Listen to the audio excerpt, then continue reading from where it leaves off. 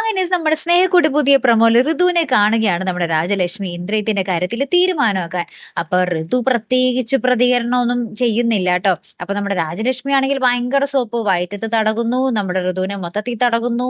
പക്ഷെ ഋതു ഒന്നും തിരിച്ച് പറയുന്നൊന്നുമില്ലേ. പിന്നീട് നമുക്ക് കാണുവാൻ സാധിക്കുന്നത് സേതു നമ്മുടെ വേണുവിന്റെ അടുത്ത് ചെന്നിട്ട് പറയുകയാണ്, മയൂരിയുടെ കല്യാണം ഇത്ര ദിവസത്തിനകം എന്തോ 30 ദിവസത്തെ കണക്കെന്തോ പറയുന്നേ, ആ ദിവസത്തിനകം ഞാൻ നടത്തിയിരിക്കും. എന്നാൽ ഞാൻ പറയുന്നത് നിങ്ങൾ ചെയ്യോ എന്ന് ചോദിക്കുമ്പോൾ വേണു പറയുന്നുണ്ട്, നീ ഈ പറഞ്ഞത് നടക്കുകയാണെങ്കിൽ നീ പറയുന്നത് പോലെ ഞാൻ ചെയ്തിരിക്കും എന്ന് പറയുക കേട്ടോ.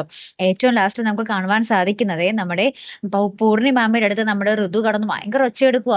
ഞാൻ ഒരിക്കലും ഇന്ദ്രപ്രസ്ഥത്തേക്ക് പോകില്ല, അവിടെ ചെല്ലുന്നതിലും ഭേദം ആത്മഹത്യയാണെന്ന് ഞാൻ പണ്ടേ കരുതി വെച്ചിരിക്കുന്നത്, അമ്മ എന്നെ നിർബന്ധിക്കരുത്, ഒരിക്കലും ഞാൻ അങ്ങോട്ടേക്ക് പോകില്ല, അങ്ങ് എന്നെ ഇനിയും നിർബന്ധിക്കുകയാണെങ്കിൽ ഞാൻ മരിച്ചു കളയും എന്നൊക്കെ പറഞ്ഞ് നമ്മുടെ ഋതു ഇങ്ങനെ ഭയങ്കര സങ്കടപ്പെട്ട് കരഞ്ഞുകൊണ്ട് പറയുന്ന നിമിഷങ്ങളും ലാസ്റ്റ് മുറിയിൽ പോയി ഒറ്റയ്ക്ക് കതകടച്ചിരുന്ന് കരയുന്നൊരു രംഗങ്ങളൊക്കെ തന്നെയാട്ടോ കൂട്ടുകാരെ നമുക്ക് കാണുവാൻ സാധിക്കുന്നത്. ഋതുവിന്റെ അവസ്ഥ ഒരു വല്ലാത്തൊരു അവസ്ഥ തന്നെയാണല്ലേ.